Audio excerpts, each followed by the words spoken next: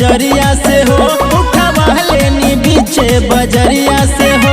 और कृष्णा प्रेम साने हरिश के चलत के लहरवा रे। हे बेटा केहू के बाटे न डरवा, हई यूपी के रंगदारवा रे। हे बेटा केहू के बाटे न डरवा, हई यूपी के रंगदारवा रे। पास कर दे बेटा।